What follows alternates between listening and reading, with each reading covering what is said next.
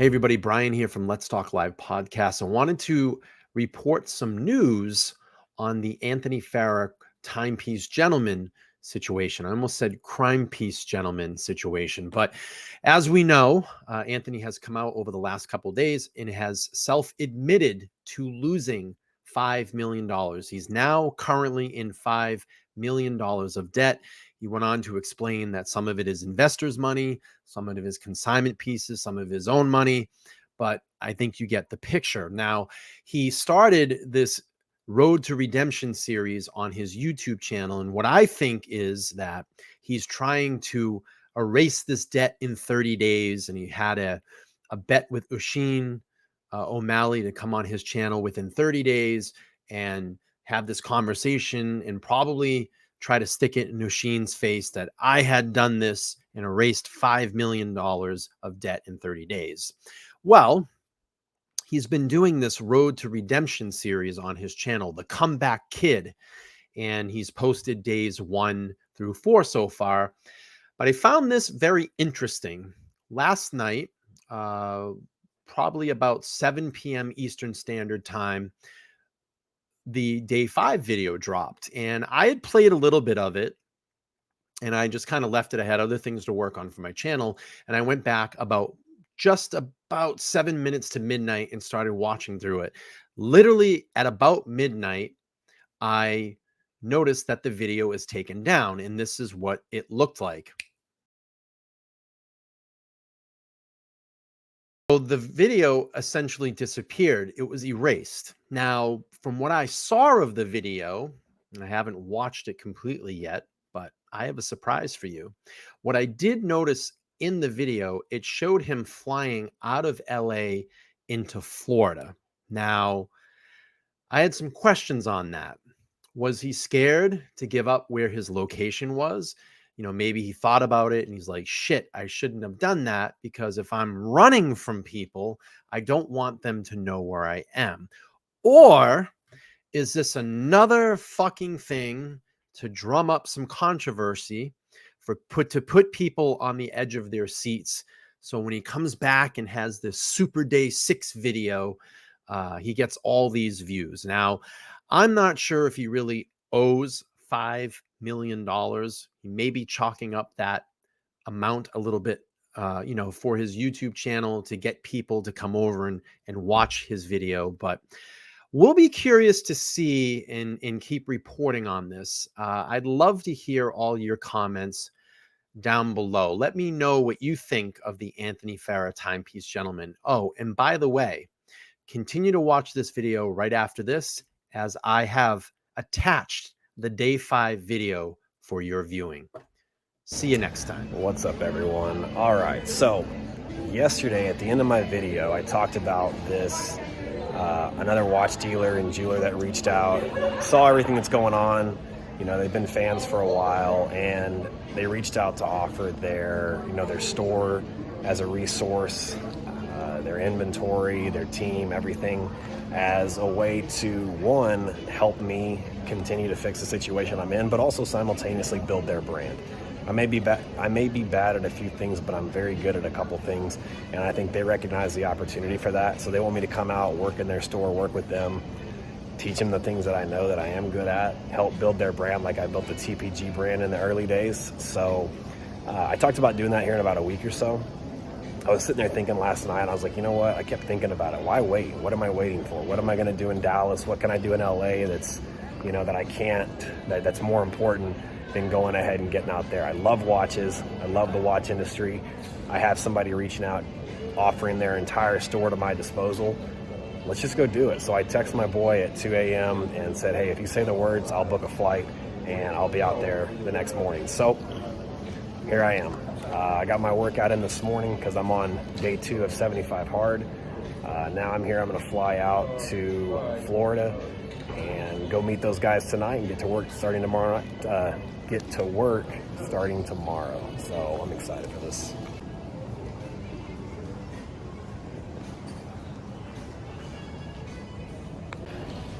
So I just got not kicked out, but told to go to a different lounge. Over the years of all my travel, I've accumulated concierge key status with Americans, so I get access to the better lounges, which is the flagship lounge. And I'm not saying that to brag or anything. It's actually kind of great in my situation. Somebody pointed out in one of the comments, they're like, look, if you're going to say you go make $1,000 a day, are you accounting for the money you're spending traveling, the money you're spending eating, where you're staying, stuff like that? And I was like, that's actually a very good point. So what I decided I wanted to start doing today is I'm going to keep another spreadsheet with how much I actually spend, so I can kind of hone in on where money goes. It's, spending $12 to eat breakfast doesn't sound like a lot until you spend $12 for breakfast, and then $4 for coffee, and then $15 for lunch, and then $7 for a snack, and then $25 for dinner. It adds up. So I guess the benefit for me now with this is at the flagship lounge or any of these lounges, it's all free. So I'm going to take advantage of it.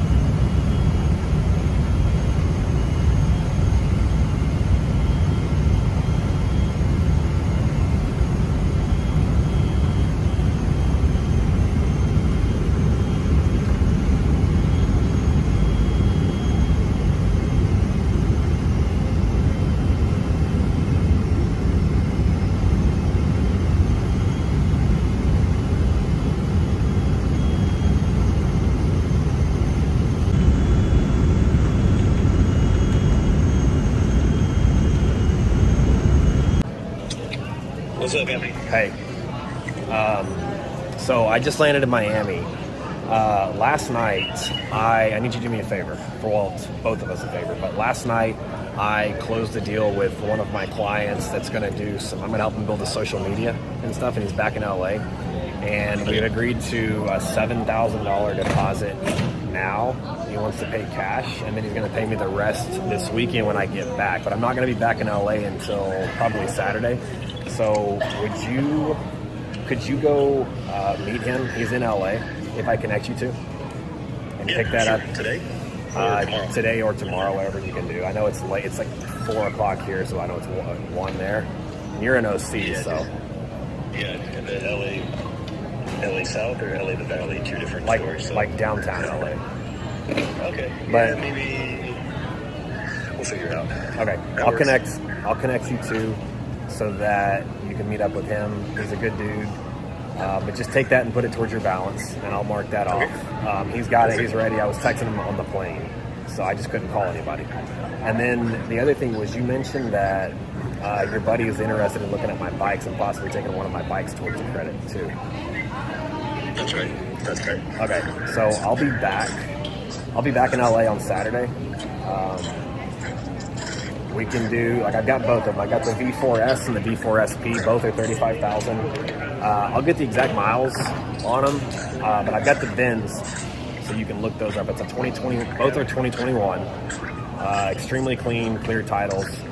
I paid the V4S off about 3 months ago, so I don't know why Ducati's taken so long to get me the title, but I have the title for the other ones. So, okay. But why don't you set up? I'll be back in LA either late Friday night or early Saturday morning. Because I have a class I have to go to. I've got a class from 9 to 12 that I have to go to, so I'll be back for that anyway. But if you want to plan on meeting like right after that, I can either bring one of the bikes down to you, or he can come down to my place and look at them. Saturday afternoon would work, and we'll probably come to you.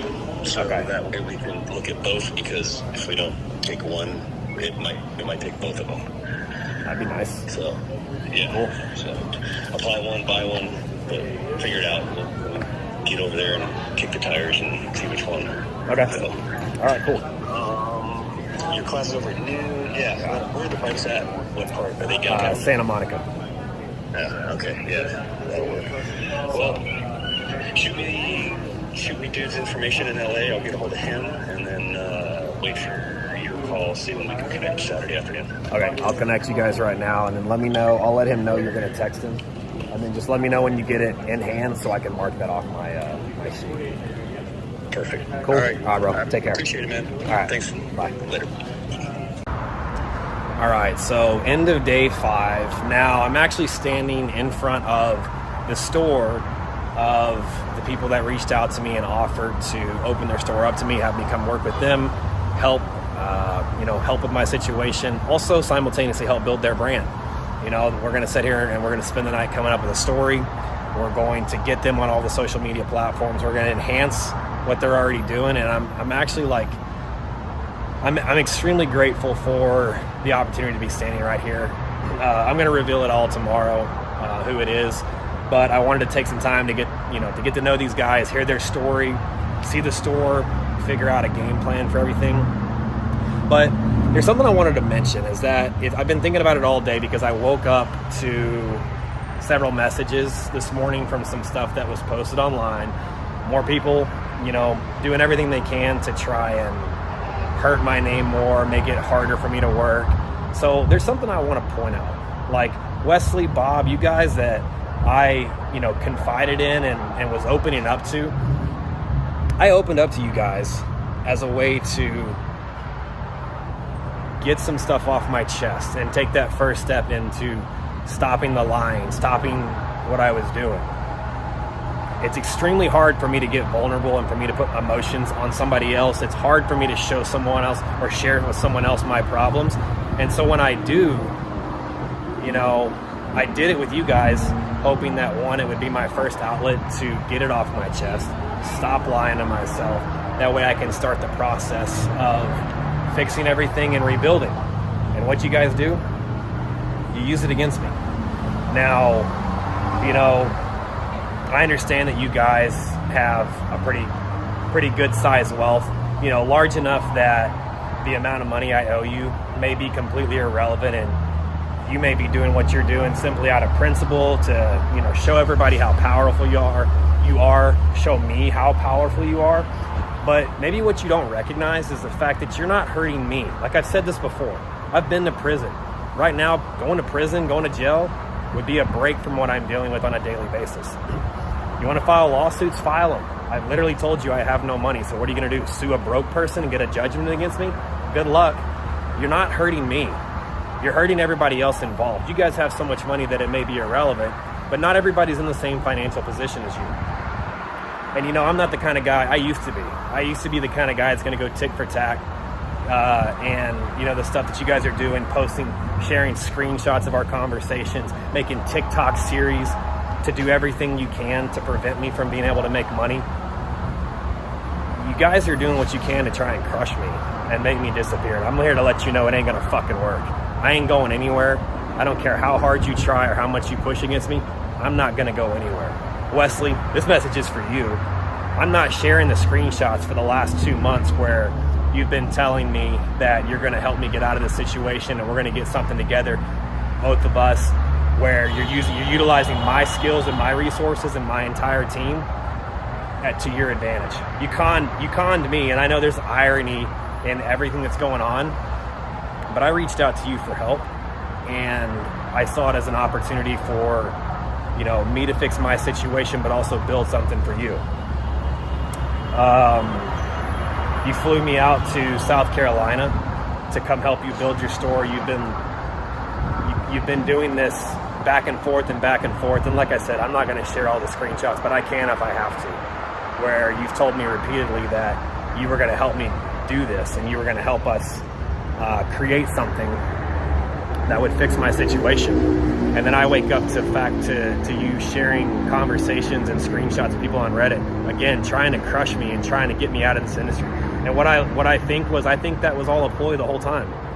I think you've been using me this entire time, and I was the idiot that put trust in you and helped you build your business and helped you get all the insights you need. And now you're trying to crush me and you think I'm going to disappear.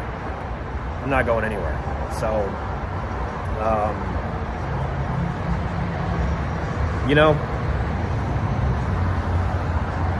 I may have done some stuff wrong and I made some mistakes and I owe a lot of people money. But it really shows me your all's character to try to continually tear me down and prevent me from making money when I'm trying to fix what I did.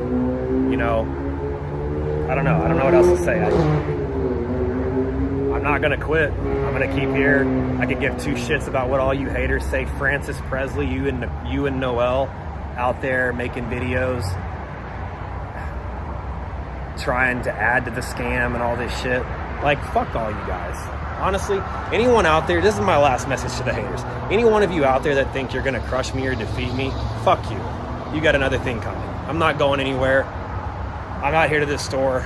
A lot of people in this industry have turned their back on me. That's fine. I get it. But these guys opened their store up, and I'm about to spend every ounce of time and effort and skill that I have, and I'm going to help blow these guys' business up like I've done once before. So, for all the supporters out there, guys, you guys, I appreciate the supportive messages, the calls, everything that I get on a daily basis, and that's what's going to keep pushing me through this. Now I have a safe haven for those that do reach out to do business and needed what I needed was a more controlled environment. I needed someone to take the reins of stuff that I couldn't control, and I've got that. These guys, which I'm going to reveal to you guys tomorrow, are going to help me do that. I'm going to help blow their business up. So I'll see you guys tomorrow.